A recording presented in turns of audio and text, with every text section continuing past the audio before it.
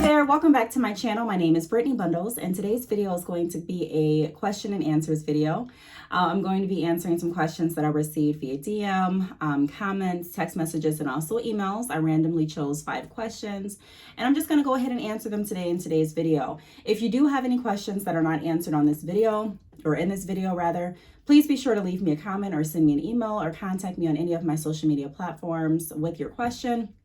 I may be able to go ahead and send you a video that I've already created answering the question, or I can look at adding your question to the next Q&A video. So be sure to get those questions out so that we can discuss them on the channel. So if you are interested in this video, be sure to give it a big thumbs up. Please make sure that you are subscribed, and let's get right into the video. So the first question that I want to go over is, what should I post and when? So this question is referring to social media. I'm going to tailor it mostly toward Instagram and Facebook when I'm answering this question. So what should I post and when? So what you should post, in my opinion, all depends on what your plan, what your goal is.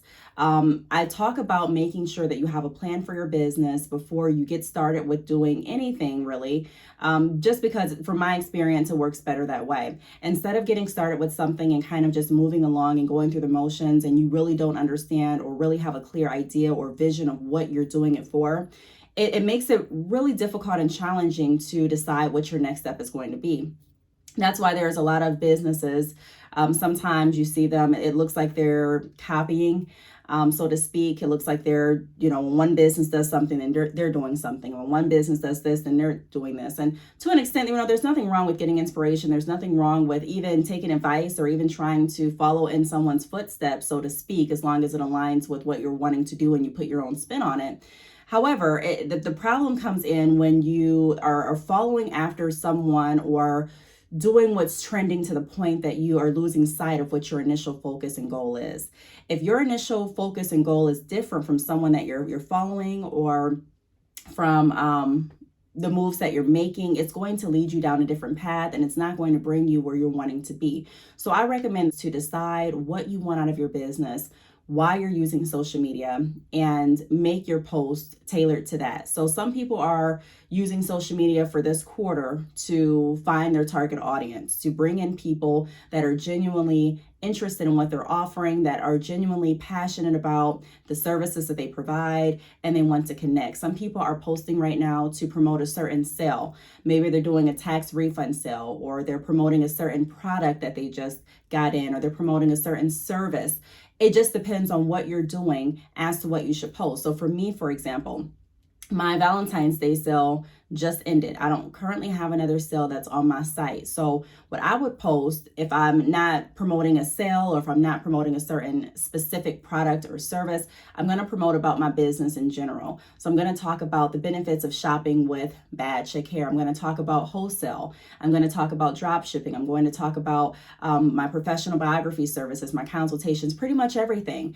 And then another thing that is also helpful when you're considering what to post is interactive posts. So asking questions as to what your customers or potential customers or followers think about a certain product or service. Now with those posts, when I have done those in the past, I haven't gotten too much engagement. So for me, I kind of stray away from some of those posts because I've tried it, and I can get a feel for my audience and get a feel for what works best for the group that I have.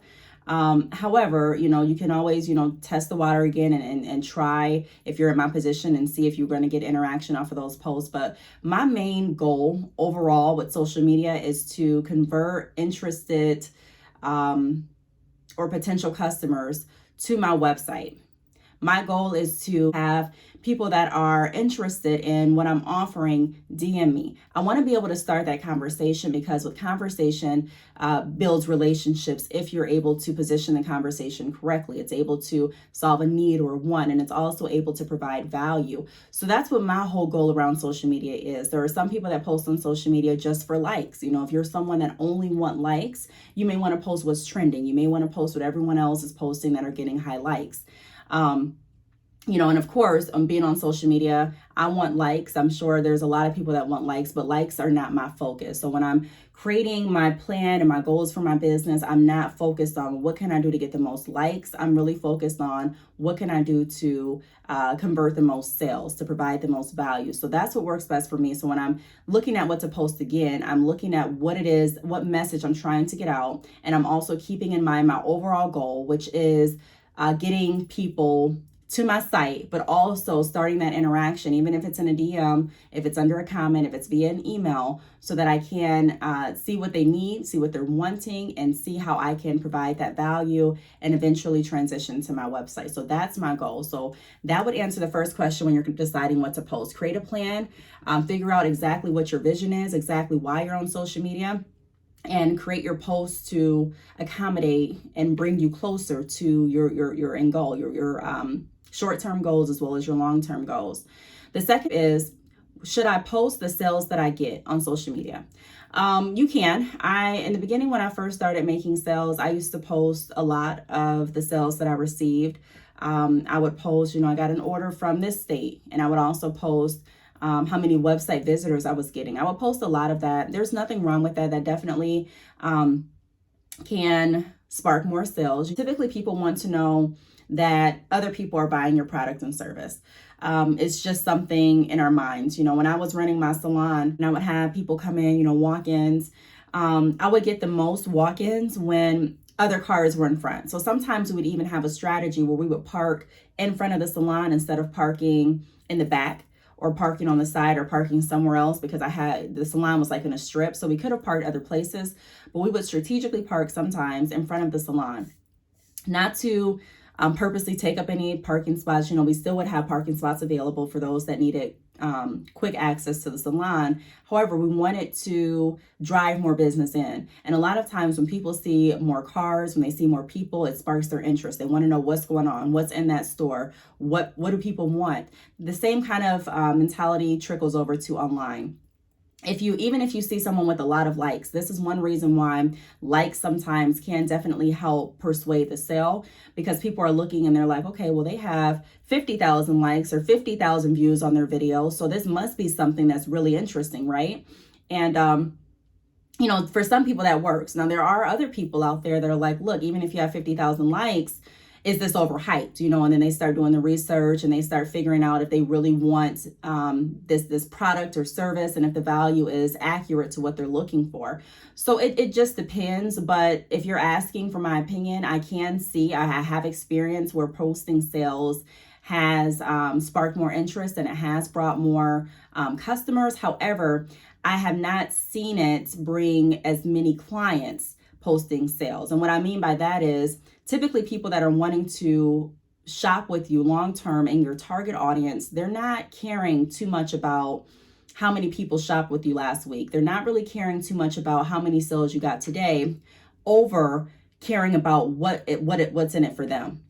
So what I coach toward is finding a organic approach where you can constantly promote the benefit of your products and services. You are able to interact with different people so that you can connect your benefit to their value. You can show them based on from the benefit of your products and services what the value would be after you've spoken to them, and you've asked them some questions and they've explained to you what they're looking for. You can kind of bridge the gap. So based on what you told me, this is why I recommend you go with this product, or this is why I recommend you do this service. So yes and no. Yes, you can post your sales. I don't really see any harm in it. But at the same token, if you're looking to really get people from your target audience interested in your products and services, then I would lead and promote more of my business with my product and services rather than my sales.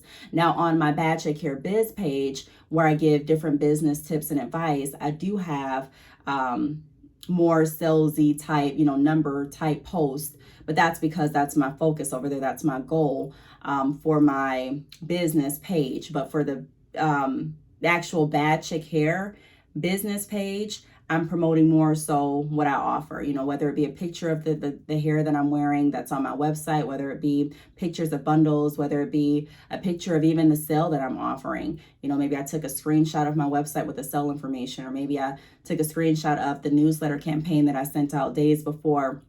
Wherever the case may be, my goal on that page is to promote the business, promote what the business offers, and actually attract organic traffic, people that are really interested in what I have to offer, not really interested in the likes, not really interested in, now again, the likes may attract their initial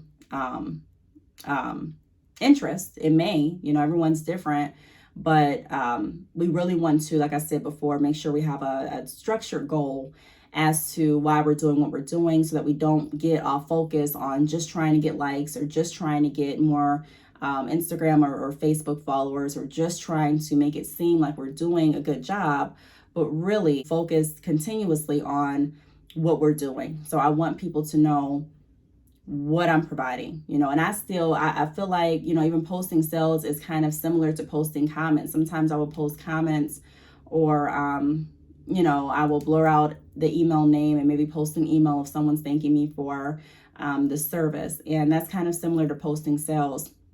It's speaking to the fact that other people found enjoyment in what I'm offering. It's similar, but it's not really similar. If you're posting sales, like just the number, like if you just take a screenshot of your Shopify store, again, like I said, I don't think there's anything wrong with that.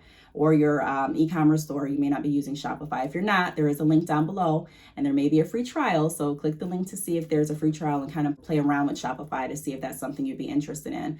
But yeah, I was pretty much saying, it's not exactly the same, but it kind of is. It may spark interest, it may not. But I wouldn't get too hung up on constantly posting proof or show me proof that your business is doing okay. I would, like I said, primarily focus on selling the business, selling the products, and selling the services through your actual products and, like I said, services. So I hope that answers the question. Let's see. The third question that I have is, I want to quit my job and my family doesn't think it's a good idea, so that I can be an entrepreneur full time. I've made multiple videos about my feelings towards working a 9-to-5 versus entrepreneurship, and I'll just kind of say it now in a summary, in a nutshell. I don't have anything against people that work 9-to-5s and work their business. I've done it. I don't have anything wrong with that. I don't have anything wrong with people that have quit their 9-to-5, worked their business, and then got back into the 9-to-5 realm. It truly all depends on what works best for you. One thing that I'm learning now, especially in this season of my life, is that at one point in your life, taking advice is great, but you ultimately have to decide what you want for yourself and your family. People are going to give you advice based on their experiences, based on what they think is best for you, and based on what they feel, if they love you, what they feel is the best option and decision. The only thing with that is people don't know all the time. We're all people. So I'm not saying don't take advice. I take advice. I listen to people's perceptions and perspectives. I listen to people's ideas, but ultimately I have to do what's best for me. When I decided to stop working and do my business full time, there were people that looked at me kind of, side-eyed, are you sure? You have children. Is this something that's stable? Is it steady?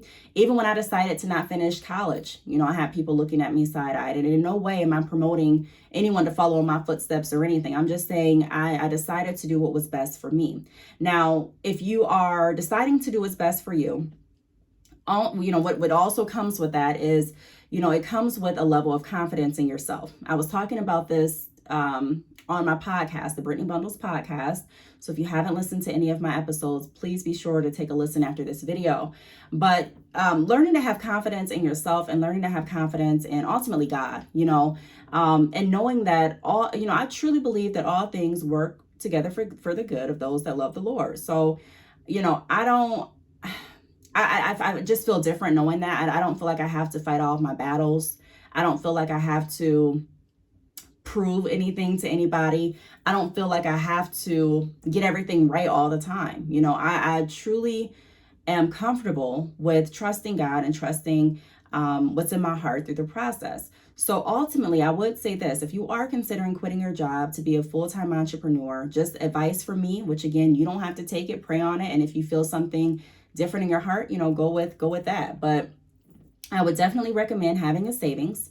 When I say savings, I would recommend you at least having, typically people say have at least 6 months of bills saved up, but if you're not going to do 6, at least three. And I would also make sure that you are setting up, that you have, not even setting up, have multiple streams of income set up before you quit, just in case your business does not do as well as you're anticipating it doing. Now, my situation is, maybe different from yours. I have children.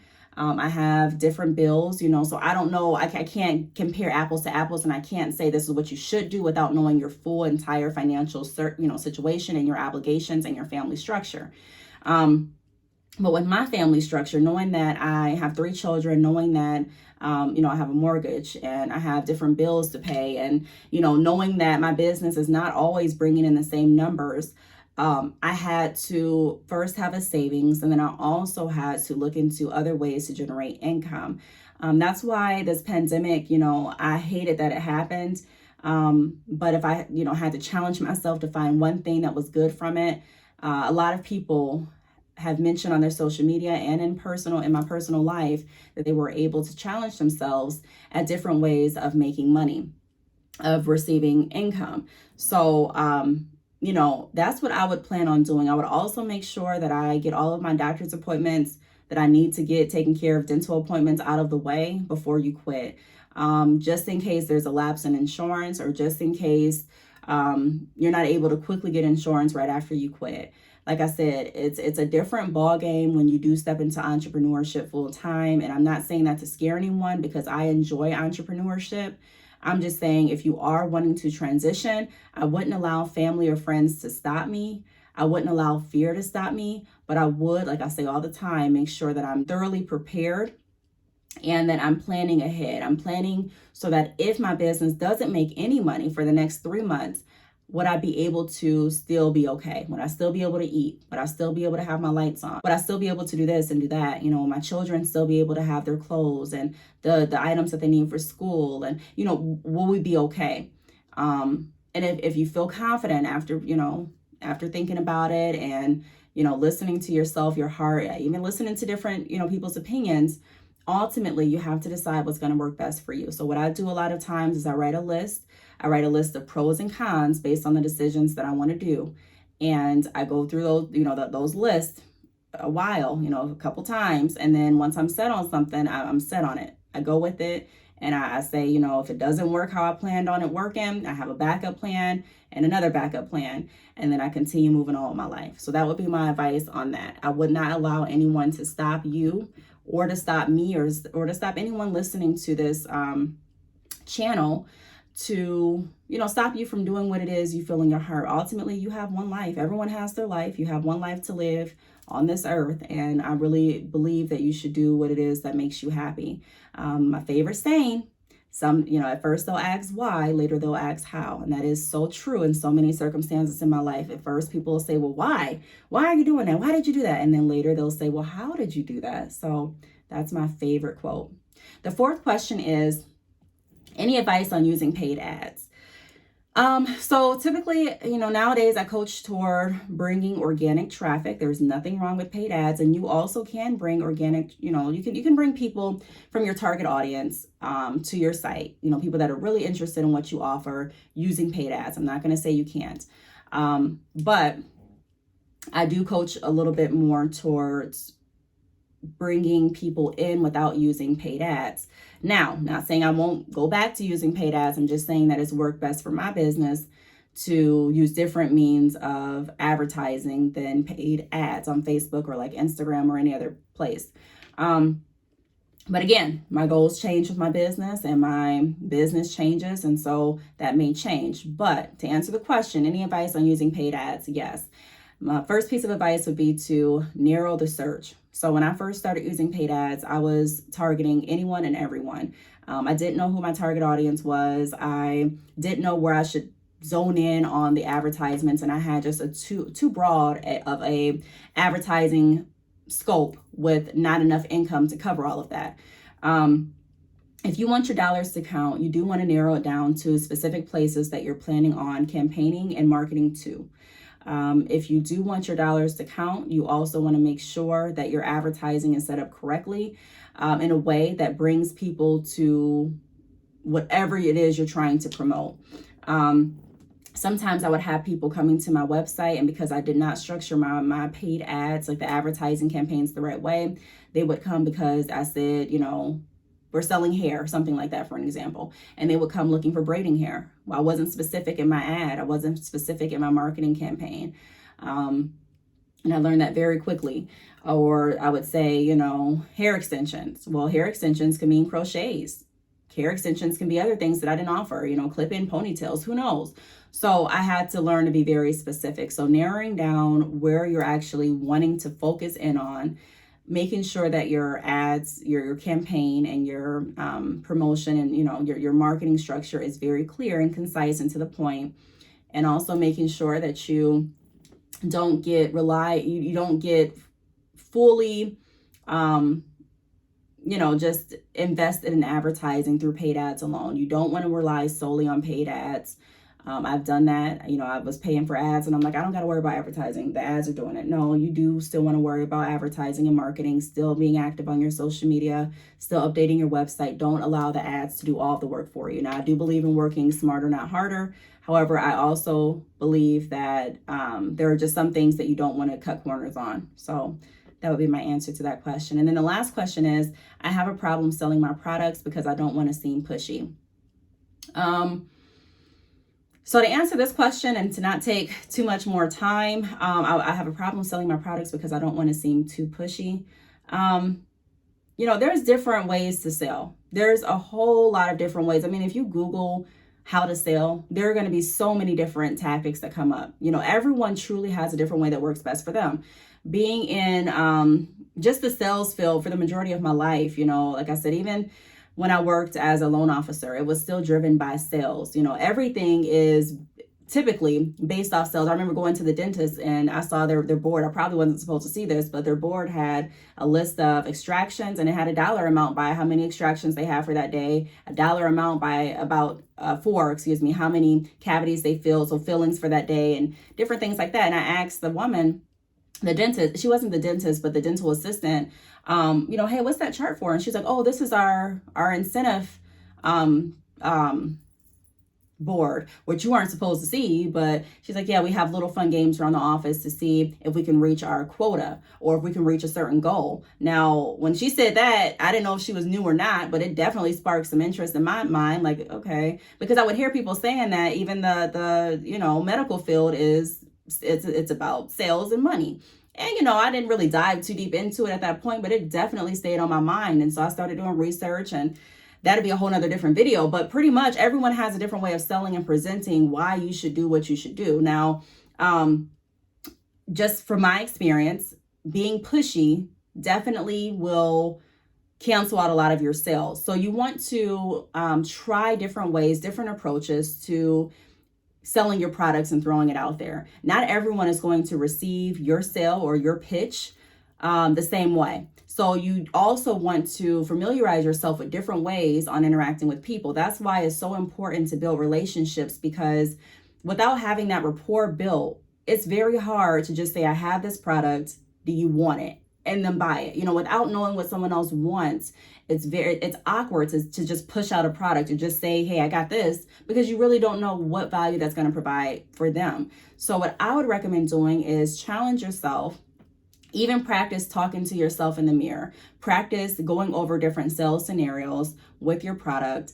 And whenever a customer is going to say no, or whenever you feel yourself being pushy, challenge yourself on ways that you can change up the approach. For me, I like to, when people are coming to me inquiring, I like to start off building a rapport relationship. And I'm going to be doing some other things later on this year. Hopefully it comes out pretty soon, but I'm going to be talking about some different ways that we can do that.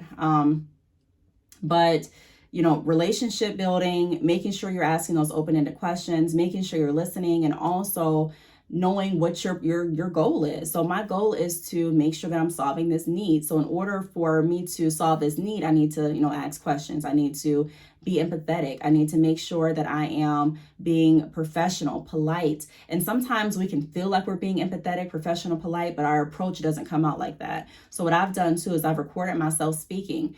Like I said, even sometimes to myself, or sometimes I'll get someone that I'm comfortable with or trust to role play with me, but I recorded myself speaking, and I would notice some things that I would do, some body languages that I would give off, and maybe it's a tone that really didn't sound too inviting, and I would challenge myself to work on that. So to not be so pushy, I would change. And I don't know if this is what you're going in thinking, but when I used to sound pushy, I used to go in thinking, how can I sell this product versus how can I provide a solution to this want or need? So I think if you go in, with a different thinking process and open to different approaches, that definitely would bring you closer to selling in a way that's more beneficial to yourself and your customer and client, more value-based, opposed to selling based on just what you're trying to get off your shelves or just what you're trying to get out of your inventory. Because a lot of people, no matter how you dress it up, can tell if you're just trying to push something on them.